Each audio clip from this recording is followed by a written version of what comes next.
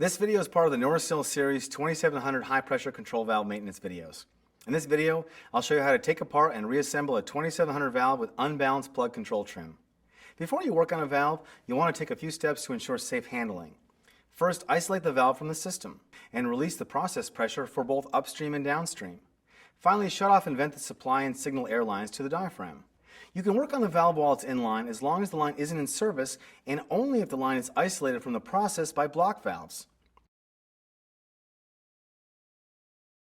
Valve disassembly varies a bit with different configurations. If you have a valve with unbalanced plug control trim that is 1/4 inch to 1 inch and used in 2 inch, 3 inch, or 4 inch valve bodies, these next disassembly instructions are for you.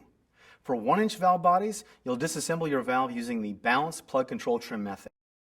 To disassemble the valve, first, you'll need to loosen the lock nut on the diaphragm stem and turn the adjusting nut above it counterclockwise to remove the spring's preload. This will leave the diaphragm attached to the valve bonnet. Remove the nuts from the bonnet flange studs. Lift the bonnet off the body valve along with a guide, cage, plug, and stem. Make sure you lift straight up so you don't damage the valve internals. Make sure you don't bend or damage the stem or trim while disassembling the plug. You can protect them by using a solid block as a backup while hammering the pin from the plug. When the bonnet is removed from the body, it will bring with it the valve plug and body cage adapter. If the diaphragm valve stem connector has been removed, the stem and trim assembly can be removed from the bonnet. Always replace the packing if the stem is removed from the valve bonnet. The stem adapter is a special part that connects the valve plug to the valve stem. You will need to separate the valve stem, stem adapter, and plug assembly from the body cage adapter, and remove the plug from the stem adapter by first driving out the roll pin that secures the plug to the stem adapter. Unscrew the plug by turning counterclockwise and lift the seat cage and seat adapter out of the body. Just for the sake of clarity, let me explain some of the terms for a minute. For these trim sizes, the valve seat is an integral part of the valve cage, and together they're referred to as the seat cage. The seat cage is positioned within the valve body by the seat adapter. Now, separate the adapter from the seat cage by pulling downward to overcome the O-ring friction. If necessary, you can remove the stem adapter from the valve stem by first driving out the roll pin and unscrewing the adapter from the stem. For those of you with 3 inch and 4 inch valve bodies, the seat adapter is positioned within a second adapter, which is positioned in the valve body. This is referred to as the body adapter.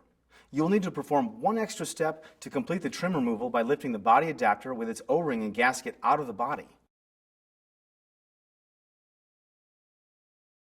Now let's talk about reassembling your valve.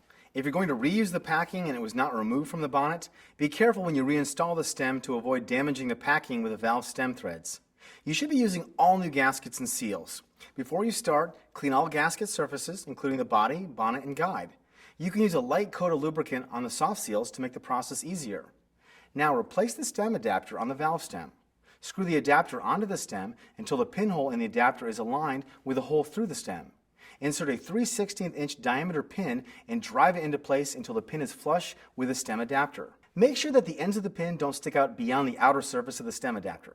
Now install the new gasket into the seat pocket in the body. If you have a 3 or 4 inch valve, reinstall the body adapter in the proper position on top of the gasket in the pocket. Install a new O-ring in the body adapter groove.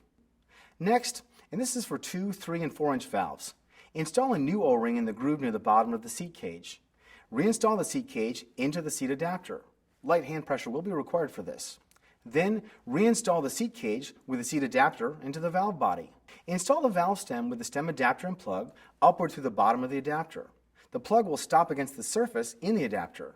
Carefully insert the stem upward through the bottom of the bonnet so that the end of the stem slides through the packing and out through the retainer at the top of the bonnet. Reinstall the stem connector to connect the valve stem to the diaphragm stem.